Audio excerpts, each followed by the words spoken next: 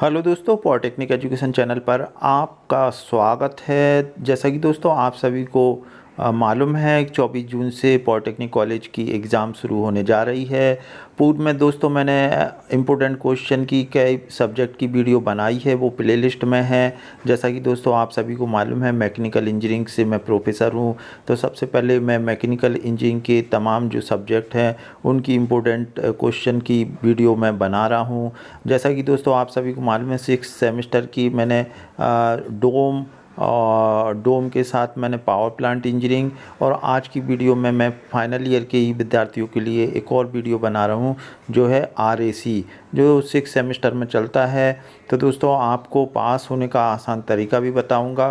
तो दोस्तों ये वीडियो आप ज़्यादा से ज़्यादा अपने दोस्तों के बीच में शेयर करें ताकि उनको भी पता चल सके किस तरीके से अपना आंसर का प्रेजेंटेशन देना है। तो दोस्तों आज की वीडियो जो मैं बना रहा हूँ RAC के इम्पोर्टेंट क्वेश्चन कौन से आ सकते हैं। हालांकि दोस्तों इम्पोर्टेंट क्वेश्चन फाइनल ईयर के लिए तो आपको थॉरो स्टडी करना चाहिए, लेकिन कुछ ऐसे भी विद्यार्थी रहते हैं जो नहीं पढ़ पाते।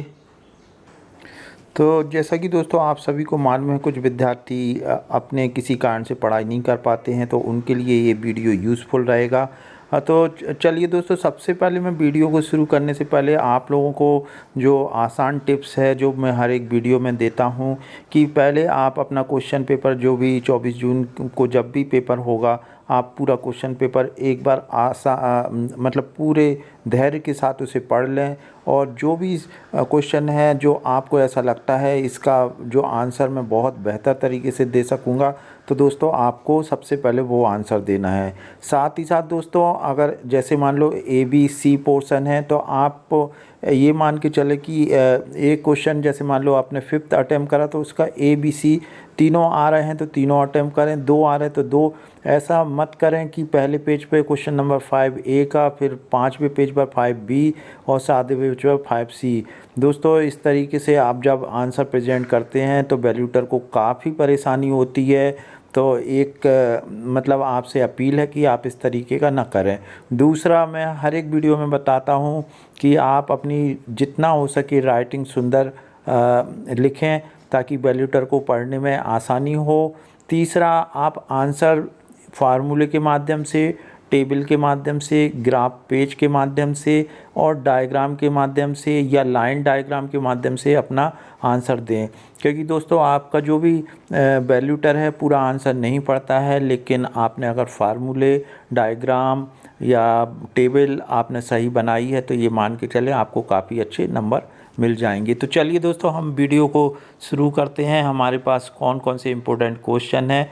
तो दोस्तों मेरे पास जो तो देखिए दोस्तों ये 2023 का फ्रेश पेपर मेरे पास अवेलेबल है, और इस पेपर को आपको बेहतरीन तरीके से हल करना है, और इसमें जितने भी क्वेश्चन हैं उनका डायग्राम बनाना आप सीख लें। और जो भी ये जो सवाल हैं जो आपको इंटरनल चॉइस मिलेगी तो आप ये देख लें कि आपको कौन सा चैप्टर का न्यूमेरिकल अच्छा बन रहा है तो उसको आप हल कर लें।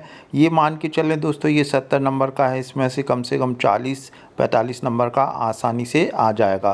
तो देखें दोस्तों, आपको जैसा मैंने बताया था कि इसमें क्या 10 नंबर का है, तो क्वेश्चन नंबर 1 में इंटरनल चॉइस है, तो ऐसा इसमें ABC वाला पोर्शन नहीं है, लेकिन किसी किसी में होता है। यहाँ पर दोस्तों आपको pH चार्ट और साइक्रोमेट्रिक चार्ट देखना आना चाहिए, ये आपको मिलेगा। रेफ्रिजरेटर की टेबल मिलेगी। अब सबसे पहला क्वेश्चन है analyst the method of refrigeration, give the difference between the heat engine, refrigerator and heat pump. तो दोस्तों ये आप पहले एक अलग से एक नोटबुक बना लें, उसमें लिख लें और इसका क्या अंतर है। देखिए 10 नंबर का है तो आप इसमें हीट इंजन का भी, हीट पंप का भी और रेफ्रिजरेटर का तीनों का डायग्राम आप बना सकते हैं 3 लाइन में, यानी कि छोटा सा डायग्राम बना दें, और इनके कम से कम आपको 8 से 10 अंतर लिखना पड़ेंगे। अब यहाँ पर दोस्तों यदि आपसे ये नहीं बन रहा है तो find the COP of the heat pump which supply the heat at 27 degree Celsius by absorbing the 1050 kilo joule per minute of heat -3 degree Celsius, also find the power required to run this heat pump. तो दोस्तों ये सवाल है, यदि आप सवाल numerical में अच्छे हैं तो ये आप करें। अब हम दूसरा क्वेश्चन देख लेते हैं दोस्तों, इसका आप स्क्रीनशॉट ले लें। फिर ये 4 पेज का क्वेश्चन पेपर है, आपको हल करना है। अब अगला पेज देख लेते हैं दोस्तों। यहाँ पर भी हम देखें तो दोस्तों ये दूसरा है क्वेश्चन। ये अमोनिया रेफ्रिजरेटर का है। Plant work between 27 degree Celsius and -8 degree Celsius if the vapour is dry and the saturated at the end of the compressor, calculate the COP। तो दोस्तों COP वाला चैप्टर आप ज़्यादा से ज़्यादा कर लें, इस पे से एक सवाल ज़रूर आएगा। अब यहाँ नीचे देखें तो दोस्तों थ्योरी का भी है, यदि आपकी न्यूमेरिकल पोर्शन अच्छा नहीं है तो थ्योरी आप कर लें। Explain and the working of simple ammonia vapour compressor refrigerator system with the help of PV, मतलब pressure, volume and TS temperature enthalpy की डायग्राम, TS डायग्राम के सहायता से आपको समझाना है। तो आप दोस्तों ये 2 क्वेश्चन आपको आए हैं थ्योरी के, तो ये आप अलग से कॉपी में बना लें। स्मार्ट स्टडी करके भी आप अच्छे नंबर ला सकते हैं। अब क्वेश्चन नंबर 3, ये भी दोस्तों थ्योरेटिकल है। Give the comparison between the vapour compressor refrigeration system and the vapour absorption refrigeration system. तो अगर लाइन डायग्राम है तो इसको भी अंतर में एक छोटा सा बना दें। वेपर कंप्रेसर रेफ्रिजरेशन सिस्टम क्या होता है, वेपर एब्जॉर्प्शन, और इसके कम से कम 7 से 10 अंतर आप लिखें, नीट एंड क्लीन लिखें दोस्तों। अब ये अगला क्वेश्चन है। Explain the simple vapour absorption refrigeration system NH3H2O with the help of schematic arrangement. तो दोस्तों ये इसको भी आपको चित्र के द्वारा आप समझा सकते हैं। ये एक और क्वेश्चन है, इसको आप थ्योरेटिकल जो भी बहुत कम क्वेश्चन हैं जो आप इनको नोटबुक में नोट कर लें, डायग्राम अच्छे से बना लें, ये भी एक आपके एग्ज़ाम की तैयारी हो जाएगी। क्वेश्चन नंबर अगला देखते हैं। Explain the method of improving the COP of simple vapour compression refrigeration system with the help of the flash chamber, यानी कि फ्लैश चैम्बर की मदद से सरल वाष्प संपीड़न प्रतिशत प्राणी COP के सुधार की विधि समझाना है। तो दोस्तों और यहाँ पर ही आपको सेंट्रीफ्यूगल कंप्रेसर का भी डायग्राम का बोला है। तो आप दोनों ही जो जितने भी थ्योरी के हैं, कभी हो सकता है दोस्तों ऊपर वाला ना आए नीचे वाला आ जाए, तो आप थ्योरी के ये करीब 5-6 ही क्वेश्चन हुए हैं, अभी 10 नंबर का आएगा। यहाँ पे देखते हैं। Give the construction detail of A plate evaporator and explain it working.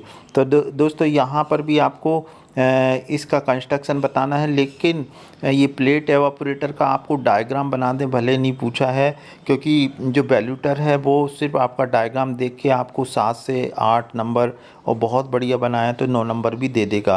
Give the construction detail of A thermostatic expansion valve and also explain it working. तो दोस्तों ये एक आप अलग से नोट्स बना लें, और जितने भी थ्योरेटिकल क्वेश्चन पूछे हैं एग्ज़ाम में वो आप कर लें। इसका आप एक स्क्रीनशॉट भी खींच लें ताकि आपको लिखने में आसानी होगी आंसर। तो ये 2 नंबर। अब तीसरा पेज देख लेते हैं, बस ये लास्ट है दोस्तों। यहाँ हम देख लेते हैं क्या है। Define the bed bulb temperature and degree of saturation. तो दोस्तों ये 4 नंबर का आया है। बेड बल्ब टेम्परेचर क्या होता है, dry bulb temperature, degree of saturation, ये तमाम चीज़ की जो शॉर्ट टर्म में डिफ़ाइन करने का है, इसको आप, और जो इसमें पूछा है इसके अलावा भी आप उसको याद कर लें, क्योंकि हो सकता है ये आया, अगली बार हो सकता है कोई दूसरा पूछ लें। यहाँ पे दोस्तों तो एक ये न्यूमेरिकल है जो कि आप लोगों को करना है, ये रेफ्रिजरेशन का है। तो ये आप देख सकते हैं। यहाँ थ्योरेटिकल का एक लास्ट क्वेश्चन है। Explain the working of year round air conditioning system with the help of schematic diagram arrangement, यानी कि ईयर राउंड वातानुकूल प्रणाली की कार्यप्रणाली को स्कीमेटिक अरेंजमेंट की सहायता से समझाएं। तो आप इसको डायग्राम के माध्यम से आपको स्कीमेटिक समझाना है, और इसका भी आप स्क्रीनशॉट ले लें दोस्तों। तो इस तरीके से ये RAC के जितने क्वेश्चन हैं आप ये मान के चलें दोस्तों, जब भी पेपर सेट होता है जैसे 2024 का, तो 2023 का पेपर मतलब सेटर के पास भेजा जाता है। मैंने भी कई पेपर बनाए हैं, तो एक पेपर सैंपल के तौर पे भेजते हैं। तो इसमें से काफ़ी कुछ क्वेश्चन जो टीचर है सेलेक्ट कर लेता है, इसी संभावना को देखते हुए दोस्तों आप देखें 2024 का पेपर, इसमें से करीब 30-40 इवन 45-50 नंबर तक का भी आ सकता है। तो आप स्मार्ट तरीके से स्टडी करें, आने वाली एग्ज़ाम के लिए आपको बेस्ट ऑफ लक। और ये वीडियो ज़्यादा से ज़्यादा अपने फ्रेंड को शेयर करें। वीडियो देखने के लिए थैंक यू।